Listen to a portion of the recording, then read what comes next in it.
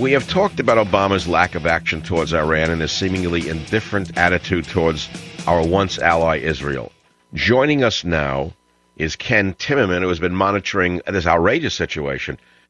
Michael, what we're seeing is the gradual awakening of the American Jewish community to the dangers that President Obama's policies towards Iran and towards Israel represent, not just for Israel, but to the United States of America. Last week, the president of the World Jewish Congress, Ron Lauder, sent a letter to President Obama, which was really quite extraordinary. What did it say? He says that Jews in America are very concerned about the administration's policy. And then he says this, quote, "Our concern grows to alarm as we consider some disturbing questions. Among the issues was the administration's inclination to blame Israel for stalled Middle East peace talks when, quote, it is the Palestinians, not Israel, who refuse to negotiate," he wrote. But even worse than that, Lauder says, is the administration's policy on Iran. The U.S. government, the Obama administration, is stonewalling. They're refusing to work to get any kind of meaningful sanctions. And as I reported again on Thursday, the sanctions legislation in Congress that has been stalled for a year will not be approved before the end of May at the earliest. So as all of this is going on, the Iranians continue to spin their centrifuges and to make uranium for nuclear weapons.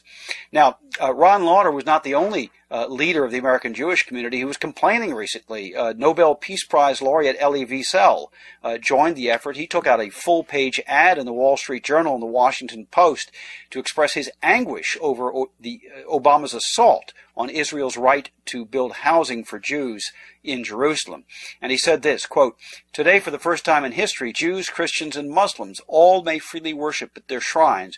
And contrary to certain media reports, Jews, Christians, and Muslims are allowed to build their homes anywhere in the city. The anguish over Jerusalem is not about real estate, but about memory," Wiesel wrote. "The Jewish capital is, quote, the heart of our heart, the soul of our soul." Now, while he didn't mention Obama by name, Elie Wiesel's message was crystal clear. Hands off Jerusalem, Mr. President. We're learning just now, Michael, that Prime Minister Netanyahu has responded either informally or formally to President Obama's demand that Israel stop building Jewish apartment condominiums in Jewish neighborhoods in Jerusalem. By the way, an outrageous demand by the United States. Exactly.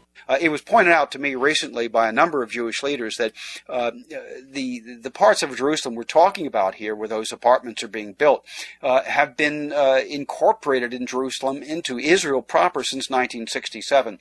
That has never stopped any Palestinian organization or Palestinian authority from negotiating with the Israelis. So the idea that building 1,600 new apartments in a Jewish community inside of Jerusalem would be an impediment to negotiations is simply ludicrous. I was talking recently to members of Prime Minister Netanyahu's security cabinet, including Dan Meridor, who is a vice prime minister, for atomic energy and for intelligence matters. And they all believe that this friction between the United States and Israel, between President Obama and Prime Minister Netanyahu, is very, very serious. True.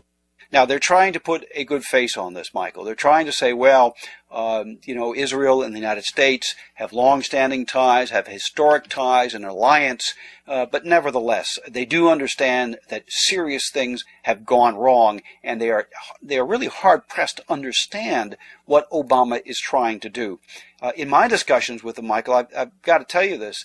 I have suggested that President Obama might not have Israel's best interests at heart. We see him bowing down to dictators around the world, whether it be the king of Saudi Arabia or the leader of communist China, and we see him putting his feet up on his desk while he is talking to Prime Minister Netanyahu on the telephone. This is an insult throughout the Muslim world, and that picture in the White House was taken showing Obama putting his feet towards the Israeli Prime Minister. That was sent all across the Arab world. One can only wonder what Obama's real intention is. Why do you say that? When we listen to his speech in Cairo, for example, last year, where he goes on and on about the Holy Quran and about growing up as a child in Indonesia, listening to the azan, when we hear him reciting the Muslim prayer to the invocation of Muhammad as the prophet of Allah, in Arabic, this is one of the requirements to become a Muslim. And this is something that he has recited to journalists, including a journalist at the New York Times. So I must say, people in Israel are concerned. Israeli leaders are concerned. Congress is so concerned that you had 70 members of the U.S. Senate and 366 members of the House. That's over 3/4 of both bodies of the United States Congress send a very strongly worded letter to President Obama last week, warning him that he had to take action on Iran before the Iranians get nuclear weapons. That's the kicker here. Everybody can see those centrifuges spinning. Everyone can see Ahmadinejad refusing to make any concessions whatsoever. He has just recently said that he's going to build more clandestine nuclear sites. And as all of this is going on, the Israelis themselves are putting out very subtle warnings, not through officials, but through former officials such as Ephraim Snei, the former deputy defense minister, warning that Israel will be compelled to attack Iran before November of this year.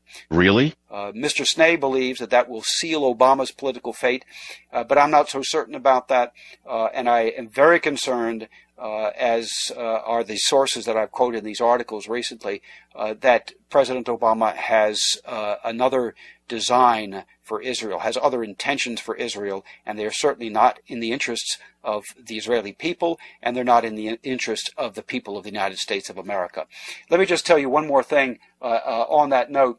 I interviewed Eliana Ross-Layton this week in Congress, and she made this extraordinary point. She said, this is not because of Israel that we need to act on Iran. It's because of the United States of America. It's because of our security. She said, Israel is a strong ally. Quote, because of Israel, we sleep soundly at night. So we need to remember this. When Israel is at risk, the United States of America is at risk. Israel is the canary in the coal mine, and I fear, Michael, that canary is going to be affected very soon by a lack of oxygen. Well, thanks for the report, Ken.